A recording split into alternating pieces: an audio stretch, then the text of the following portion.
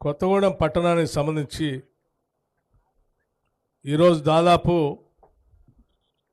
ఇది 125 కోట్లు, అది ఒక 4 కోట్లు, దాదాపు 130 కోట్లు, నియరింగ్ అబౌట్ 130 crores, 130 కోట్ల రూపాయలతో కొత్తగూడెం పట్టణ అభివృద్ధి కోసం ఇవాళ భూమి పూజ కార్యక్రమాలు చేసుకొని పనులు మొదలుపెట్టుకున్నాం. ఇది నిజంగా చాలా గొప్ప విషయం. అయితే నాకు ఒక ఆలోచన వచ్చింది.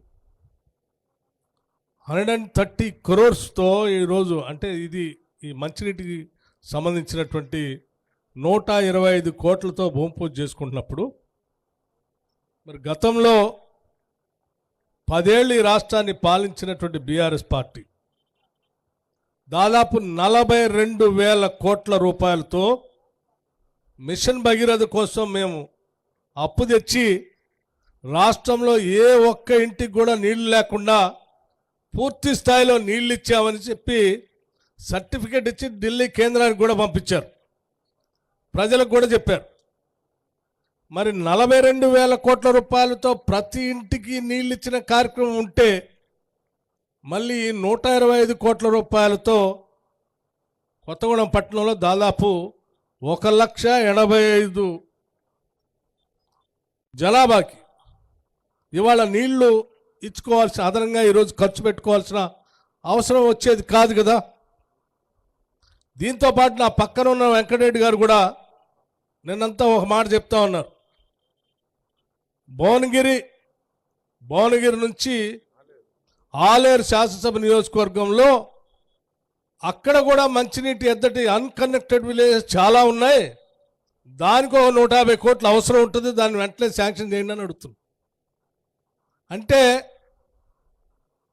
ఇంత పెద్ద ఎత్తున అన్కనెక్టెడ్ విలేజ్ రాష్ట్ర వ్యాప్తంగా ఉంటే 42,000 కోట్ల రూపాయలు ఎక్కడ పోయాయి అనేది దీన్ని బట్టి అర్థం అవుతూ ఉంది. రాష్ట్ర ప్రజలు కూడా అర్థం చేసుకోవాలి.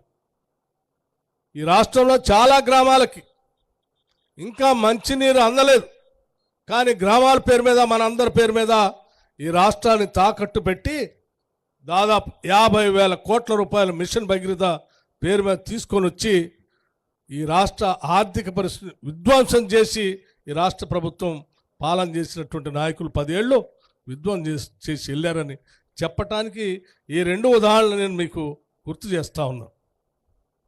అలాగే మిత్రులారా, దాంతోపాటు ఈరోజు ఇక్కడ మనం చేసుకునే కార్యక్రమాలతో పాటు స్థానిక శాసనసభ్యుల నాయకత్వం అంతా కూడా కొన్ని విషయాలు అడిగారు. ఒకటి, కొత్తగూడెం పాల్వంచను కలుపుతూ మున్సిపల్ కార్పొరేషన్ చేయాలని అడిగారు. తప్పనిసరిగా రాష్ట్ర ప్రభుత్వం దీనిపైన పరిశీలన చేస్తుందని, పరిశీలన చేసి తగు ఆలోచనలు ఇది చేయడానికి అవకాశం ఉంటే తప్పనిసరిగా చేసే ప్రక్రియని మంత్రి మండలి దృష్టికి తీసుకొని వెళ్ళి చేస్తామని చెప్పి మీ అందరికీ మనవి చేస్తూ ఉన్నాం. అట్లాగే స్థానికంగా ఇంత పెద్ద పట్టణం ఉంటే పట్టణం మధ్యలోంచి వెళ్ళేది ఒకటే రోడ్డు, పొరపాటున ఈ రోడ్డు బంద్ అయితే ట్రాఫిక్ మొత్తం కూడా బంద్ అయిపోతుంది, పక్క పోట దారి కూడా లేదు. మాకు బైపాస్ కావాలని చెప్పి ఎప్పటి నుంచి అడుగుతూ ఉన్నాం. బైపాస్ పనులు, రోడ్లకు సంబంధించిన ల్యాండ్ అక్విజిషన్ కార్యక్రమాలు కూడా అయిపోయినాయి.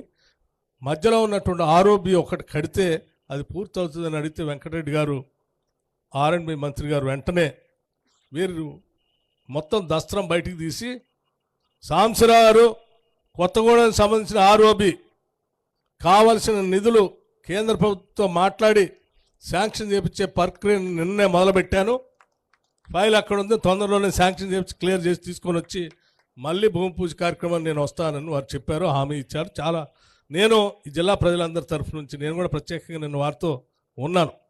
అంటే వారు రాష్ట్రంలో కేవలం కొత్తగూడెమే కాదు, రాష్ట్ర వ్యాప్తంగా ఎక్కడెక్కడైతే రోడ్ల కనెక్టివిటీ అవసరం ఉందో, ఆర్ఓబీలు ఎక్కడెక్కడ అవసరం ఉన్నాయో వాటన్నిటిని కూడా క్షుణ్ణంగా పరిశీలన చేసి ఆ శాంక్షన్ చేసేటువంటి ప్రక్రియని మొదలుపెట్టారని చెప్పడం కోసం దీన్ని గుర్తు చేస్తూ ఉన్నాను.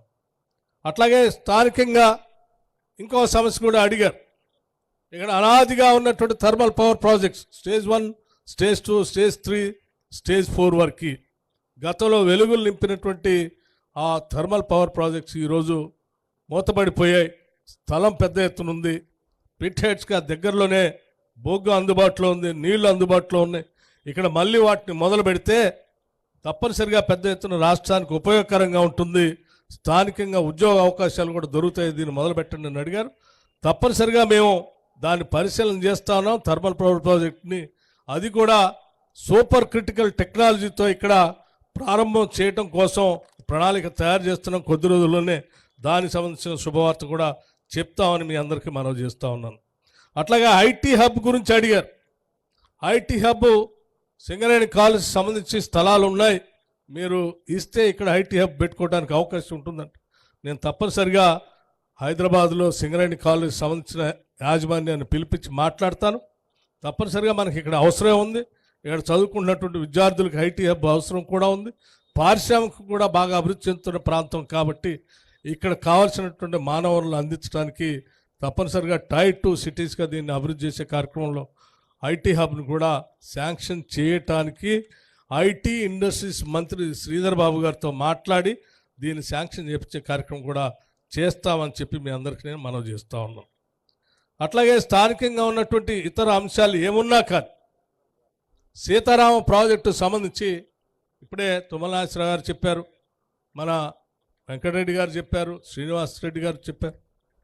దాదాపు 9,000 కోట్ల రూపాయల దాకా ఖర్చు పెట్టి ఎకరానికి కూడా నీళ్ళు ఇవ్వనటువంటి పరిస్థితులు అట్లా ఉంటే మన ఇందిరమ్మ ప్రభుత్వం రాగానే మంత్రిమండలి అందరం కూర్చొని ఒక ఆలోచన చేశాం. ఆ ఆలోచన ఏంటంటే 6 నెలల్లో పూర్తి చేసే ప్రాజెక్టులు ఏంటి, సంవత్సరంలో మనం ఖర్చు పెడితే ఎన్ని ప్రాజెక్టులు పూర్తి అవుతాయి, 2 సంవత్సరాలకు ఎన్ని అవుతాయి, 3 సంవత్సరాలకు ఎన్ని అవుతాయి, 5 సంవత్సరాలకు ఎన్ని అవుతాయి అని ఒక ప్రయారిటీ చేసుకొని నిధులు రిలీజ్ చేసుకుంటూ ఆ ఇరిగేషన్ ప్రాజెక్టుల్ని కంప్లీట్ చేసుకోవాలనే ఆలోచనతో ముందుకు పోతున్నాం.